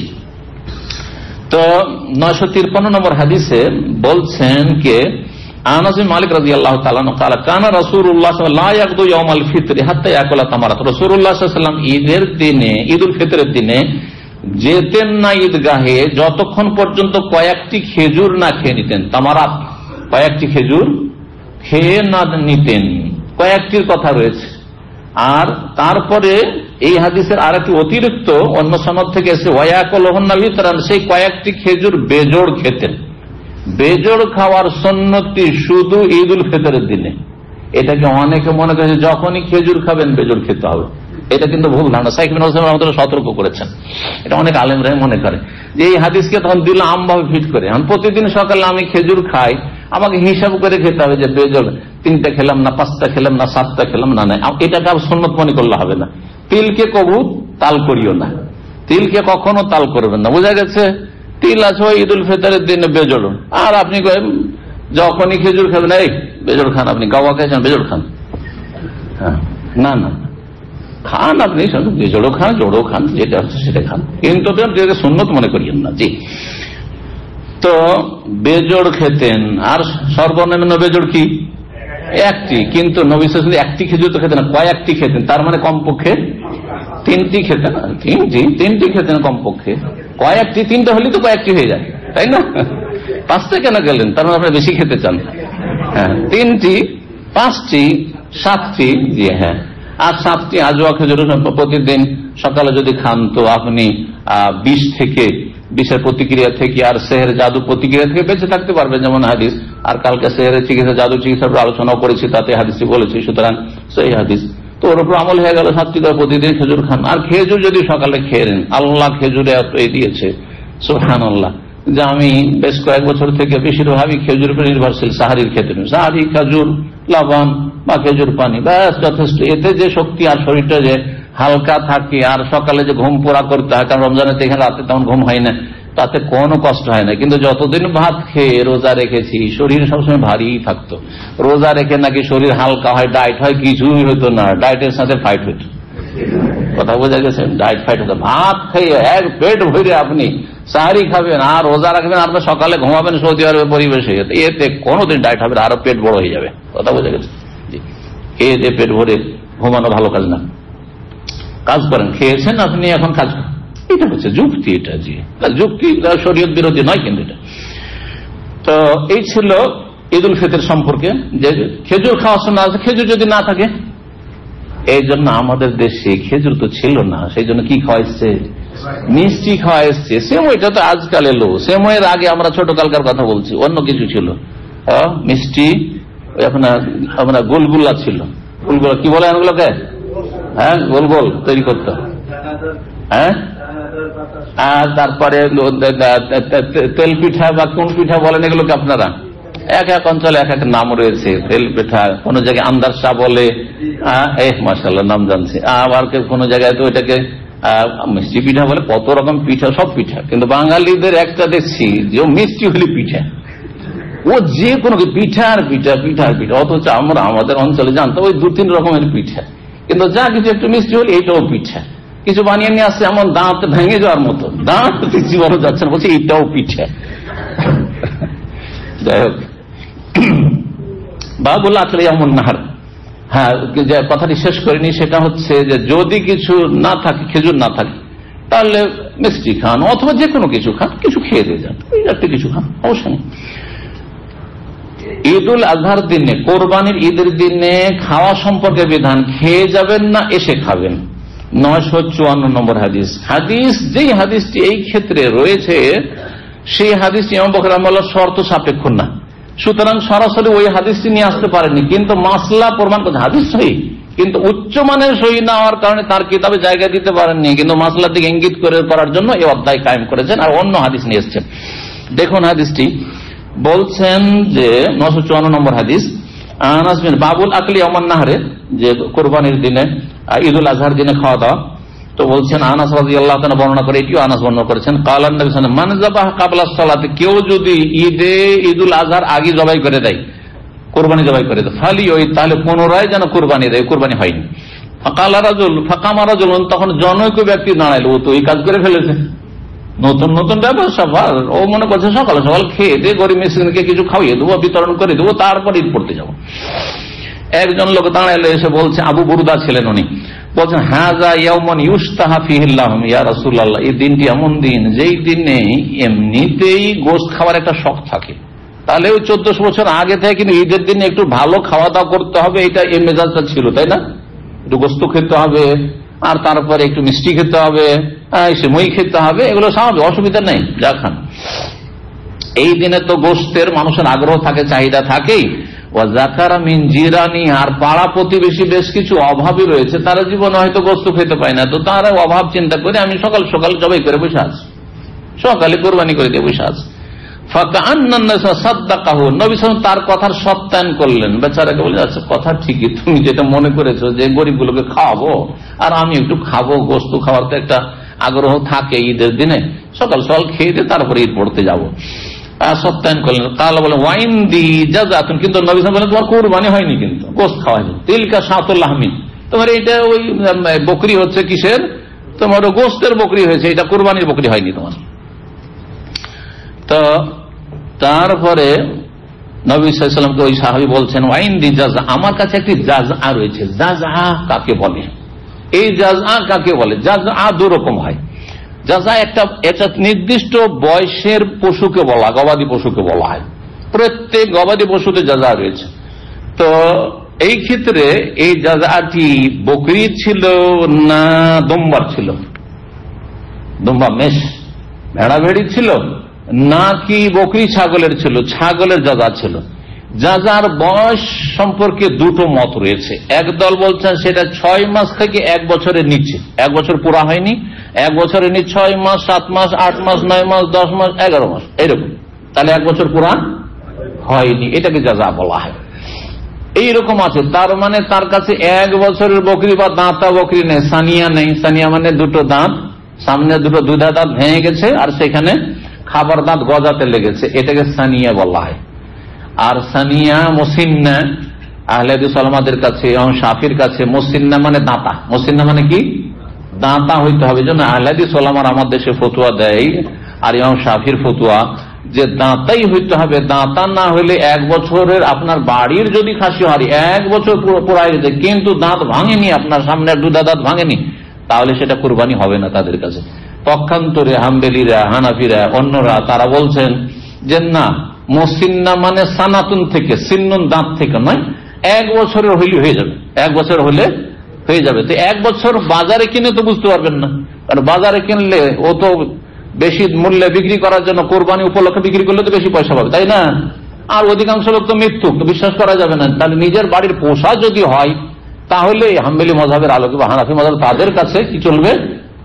1 বছর হইলে কোরবানি চলবে, যদিও দাঁত হয়নি, তার খাবারের দাঁত দুটো বা ভাঙেনি, দুটা দাঁত। কি বুঝলেন? তো জাযার বয়স তাহলে এক দলের কাছে 6 থেকে নিয়ে 1 বছরের নিচে।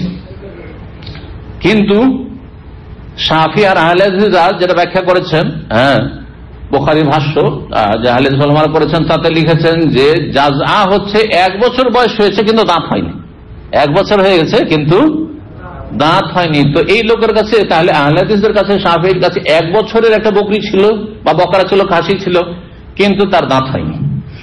আর অন্যরা বলছেন না, সেটা ছিল 6 মাস 8 মাসের ছিল আর খুব হৃষ্টপুষ্ট, খুব সুন্দর ছিল গঠনটি, কিন্তু সেটার বয়স 1 বছর পুরা হয়নি, যারা 1 বছরের শর্ত লাগেছে কোরবানির সর্বনিম্ন যোগ্যতার জন্য। তো এই হচ্ছে জাযা। জাযা যদি দান মানে মেষের হয়, দম্বা দম্বির হয়, তাহলে 6 মাস 8 মাসেরও যদি হয় তাহলে কোরবানি দেওয়া যায়। মাসলাটি ভালো করে শুনেন, জাযা যদি দম্বা দম্বির হয় তাহলে 6-8 মাসের হইলেও কি কোরবানি দেওয়া যায়, সবার জন্য যায়। কিন্তু ছাগলের পাঠা পাঠি যদি 6 মাস 8 মাস 9 মাস 10 মাস 11 মাসের হয়, 1 বছর হয়নি, তাহলে জায়েজ নয়, কারো কাছে জায়েজ নয়। তাহলে এইখানে ছিল এর কিন্তু বকরি, কি ছিল? বকরা বা বকরি, খাসি, পাঠা পাঠি ছিল। পাঠা পাঠি তার কাছে যে 6-8 মাসের ছিল, যেটা 1 বছর পরা হয়নি বা দাঁত হয়নি। নবী সাল্লাল্লাহু আলাইহি ওয়াসাল্লামকে জিজ্ঞাসা করলেন যে আমার কাছে এরকম জাযা আছে যেটা 1 বছর বয়সে পৌঁছেনি ছাগলের, আহাব্বু ইলাই মিন শাতাই লাহমিন, কিন্তু এত মোটা সোটা যেটা 2টি বকরির গোশতের সমান হবে। 2টি বকরি জবাই করে যে গোশত হবে সাধারণ বকরি, তার চাইতে বেশি হৃষ্টপুষ্ট। ফারাখাসাল্লাহু নবী সাল্লাল্লাহু আলাইহি ওয়াসাল্লাম তাকে ছাড় দিলেন যে তোমার তো আর কোনো ব্যবস্থা নেই, আর একটা ভুল করেই ফেলেছো সকালে, তো চলো এটাই দিয়ে তোমার চলবে। ফালা আদরি, আমি জানি না, বর্ণনাকারী বলছেন আবালাগাতে রুখসাত মানসিহ আমলা, যে এই ছাড় শুধু তার জন্য সীমিত নাকি অন্য কারোর জন্য চলবে। কিন্তু অন্য হাদিসে রয়েছে ওয়ালান তাজজিয়া আন আহাদিন বাদাগা, তোমার পর কারোর জন্য এরকমটা চলবে না। তার মানে পাঠা পাঠি যদি 1 বছরের নিচে হয় তাহলে কারো কাছে কোরবানি চলবে না। আর শাফি আর আহলে হাদিসের কাছে দাঁতা না হয় তাহলে কোরবানি চলবে না, যদিও 1 বছর হয়, আপনার বাড়ির পোষা হয়। আশা করি বুঝতে পারছেন।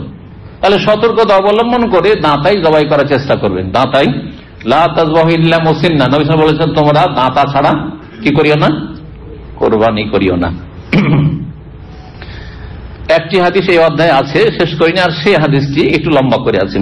955 নম্বর হাদিস বারা বিন আযিব বর্ণনা করছেন। আগের হাদিসটি আনাস বর্ণনা করেছিলেন। কি বর্ণনা করেছেন? খাতাবানান নবী সাল্লাল্লাহু আলাইহি ওয়াসাল্লাম আমাদেরকে খুতবা দিলেন, ঈদের খুতবা, ঈদুল আযহা, ইয়াউমুল আযহা, ঈদুল আযহার খুতবা, বাদা সালাতে, কখন? ঈদ পড়ার আগে না পরে? ঈদ পড়ার পরে খুতবা, আগে ঈদ।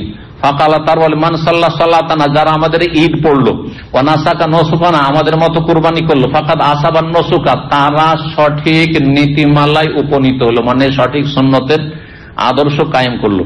অমান নাসাকা কাবলা সালাতে, কেউ যদি কুরবানি করেন নাই ঈদের আগেই, ঈদ পড়ার আগে, ফাইন্নাহু কাবলা সালাতে, সেটা ঈদের আগে যেহেতু হয়ে গেল, ওয়ালা নসুকালাহ, তার কুরবানি হলো না, তার কুরবানি হলো না।